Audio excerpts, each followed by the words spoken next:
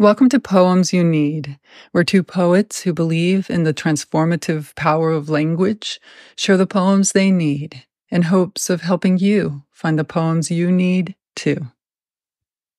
Hi, I'm Melissa Studdard. And I'm Kelli Russell Agodon. And today we're sharing poems by January Gill O'Neil. And I am going to start with a poem called February 13th, which is after James Schuler. And I originally saw this poem at Couplet Poetry. And I was really, really taken with this poem because of the complexity and layering of emotion. And also because she talks about the idea of happiness as a skill, which is something I just haven't really seen in a poem before. And I think, there's a lot of, people have a lot of ideas about whether or not it's okay to be happy right now. So I think to talk about it as a skill, and something that someone has to work for is a really interesting thing. So, February 13th. Tomorrow is Valentine's Day, my birthday, but those are tomorrow's complications. I'm not so jaded by the magic of snow, the tiniest flakes that swirl before spiraling to the ground. The sky, a stretched out cheesecloth, pulled taut over quiet houses. Still winter. Walkways puddled with icy water from yesterday's melt. Is happiness a skill? The dog sleeps curled like a croissant on the couch. Her soft gaze, how her tail wags when I simply approach. Both of us expect less from the other and call it gratitude. I mark the passage of time in low light. Wow. That is a wonderful way to write a birthday poem that's not a birthday poem. To do it the day before your birthday. I love how Jan did that. And like what you said, that idea of happiness being a skill. And it was funny when you were reading, I wrote down the word gratitude, right where it was the part about the dog. Both of us expect less from each other. And then the word came into the poem, and I thought, isn't that amazing? Like that, this poem maybe that's the secret answer. It's, gratitude could be the secret to happiness. Like we can't control a lot of the times the big things that are happening, but, we can appreciate the dog on the couch sleeping, the croissant dog.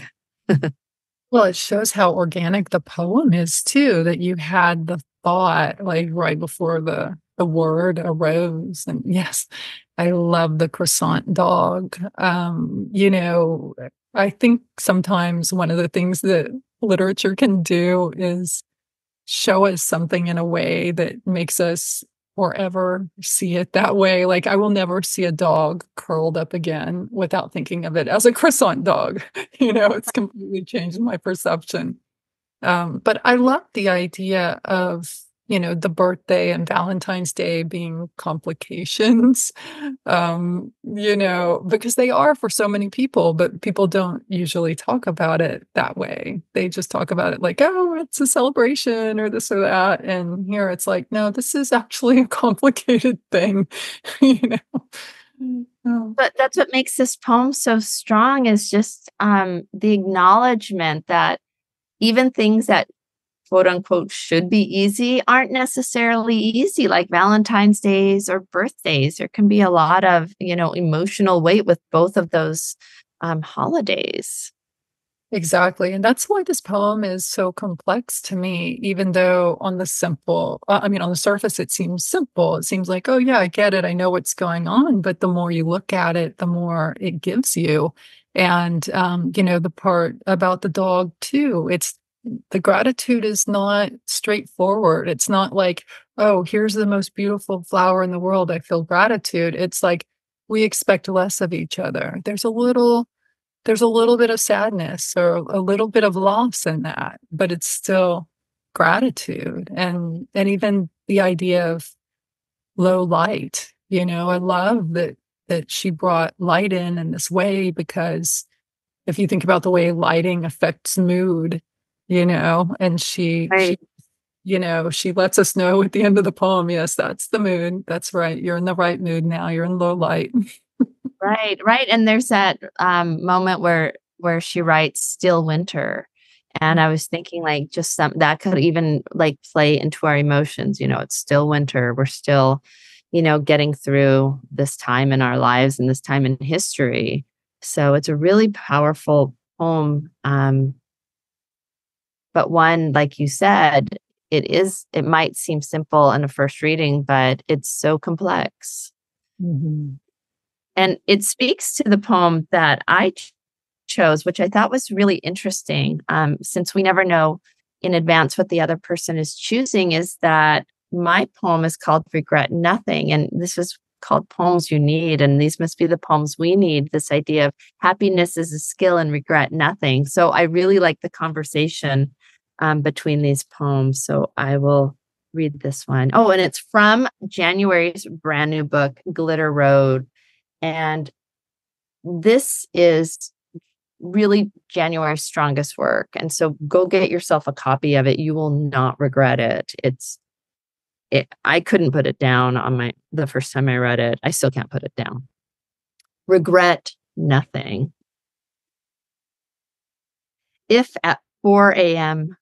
you find yourself awake and alone, curled up in your half-empty bed, under a flashlight's white light, reading a poem, little moon casting its aura across the page, regret nothing. Not the clothes piled in the corner, not the drawers closed like caskets, the unpacked lunches, the bedtime story trapped in its book, the child's glove under the couch, missing the body it protects. All that must be swept, bundled, and carried off to somewhere else, only to return to the source of your unmaking.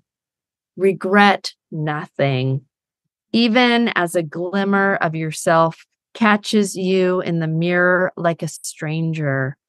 Walk into the day with your whole heart intact.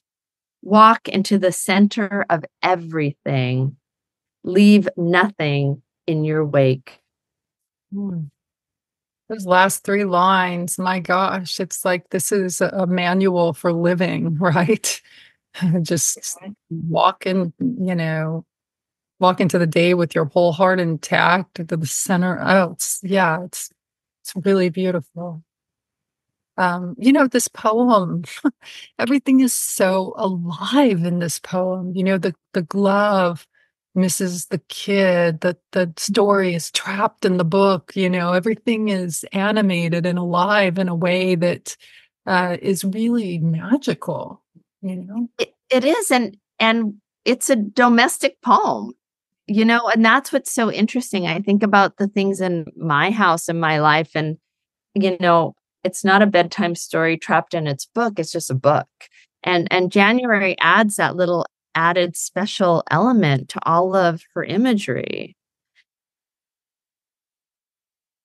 There was a point in here where the listener, everyone out in the audience, unless you have this poem in front of you, you can't see it. But January writes about the flashlight's white light reading a poem, little moon line break. And I thought that was really a remarkable moment for me in the poem, because it showed the poem as a little moon. And I thought that was just such a perfect line break. Yeah, this is filled with great line breaks and great images, and I'm always really in awe of a poet who can take just a regular day, a regular moment, and just turn it into something shimmering and magical like this. Yeah,